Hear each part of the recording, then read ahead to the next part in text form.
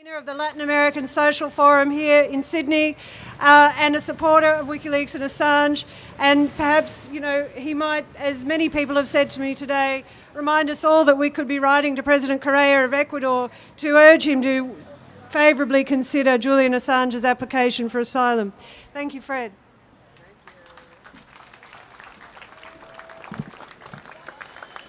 Well, like many of you, when we woke up that morning to hear the news that Julian Assange had sought asylum in the Ecuador embassy, we as a Latin America Social Forum, a coalition of Latin American community groups and solidarity activists from countries such as Chile, Uruguay, Venezuela, El Salvador, Nicaragua, we knew we had to respond immediately, and there was two reasons for that. The first was because we have no doubt that Julian Assange's life is in danger. We know that we can expect nothing of this current Australian government to defend his rights. They were rushing over themselves to accuse him of being guilty. They didn't know what he was guilty of. They just knew he was already guilty.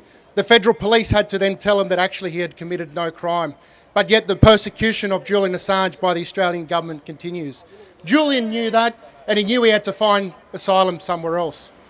We're also absolutely 100% sure that he will get no help from the US government.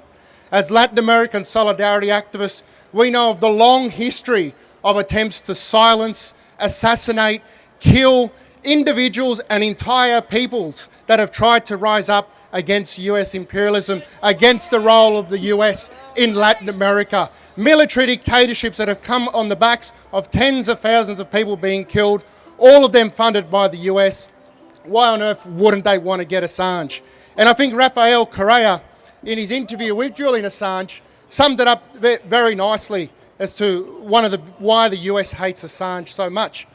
Because he raised an old story that has been mentioned by other Latin American presidents, and they've asked the question, well, why is it that a military coup has never happened in the US?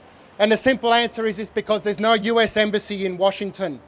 Well, when you reveal the truths of what the US embassies are doing in Latin America and all over the world, you can rest assured the US government will come for you. But we also knew as well that we have no faith in the Swedish government to do anything.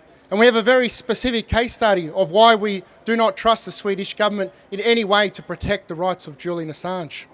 And I tell a story of a journalist, Joaquin Perez Becerra. He was a journalist in Colombia. He lived in Colombia. He was elected councillor of a left-wing group called the Patriotic Union. Because of the threat that this party represented, 4,000 of their members were killed. He went to exile. He picked Sweden as his country of exile. He has lived there for the last 20 years. He has his family there. He is a Swedish citizen. Today, this journalist is in a Colombian jail, and the Swedish government is doing nothing to protect this journalist, a journalist that had to flee from Colombia and is now facing supposed charges of terrorism. What is the Swedish government doing for its own citizen? Nothing. What can we expect them to do for Julian Assange? Much less. But we also knew we had to respond not just to defend Assange, but to defend Ecuador. Because we knew immediately, as soon as he was in the Ecuadorian embassy, that they would also use this to attack Ecuador, as they have already been doing for a number of years. And so it began in the media. The Ecuadorian government. Why would Assange pick the Ecuadorian government, which apparently has one of the worst records in regards to freedom of speech?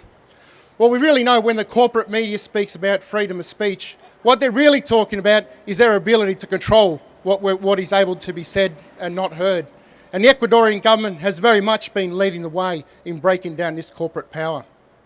When Correa came to power, 6 of the major 8 newspapers were owned by banking corporations. Now you can imagine there might be a slight conflict of interest that occurs when you both own a bank and a newspaper in the current global economic crisis, but also the banking crisis that happened in Ecuador in the 90s. What did the newspapers do there? They reported nothing about the banking crisis. They in fact signed a deal, which was revealed by WikiLeaks because of the US embassy cables, where these banking corporations and newspapers sat down and said, we will not report any of this because that way none of our interests are touched. Well, the Ecuadorian government and its people have drafted up a new constitution. In that constitution, if you're a banker, you're no longer allowed to own any media outlets. That's a pretty important start, I think, for breaking down the corporate power over the media. But that wasn't enough, because a few years later, they held another referendum to further amend the Constitution. And now the Constitution reads that anyone who is involved in the media industry are not allowed to have any other business interests anywhere else.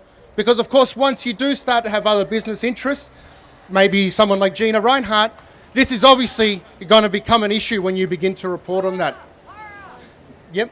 So I think there's a very clear reason of why they want to get Assange. I think there's a very clear reason of why they're going to attack Ecuador. And I think that's why it's so important that we are here today, both to support Assange, but I do urge people to also show the support with the Ecuadorian government.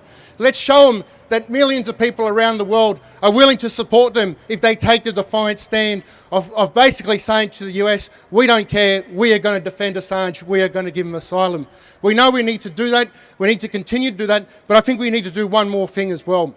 We need to take the lessons of governments like Ecuador and of other people around the world and use that information that WikiLeaks has made available to us to really begin to fight for real change. Because that information is only powerful when people like ourselves take that into our hands and make use of that information in order to fight for a better world. So I think that's why I want to finish off by congratulating the organisers today and congratulate everyone that's here. And let's hope that we can continue to build that campaign to defend Assange, to defend Ecuador, and to fight for that better world we all want to see.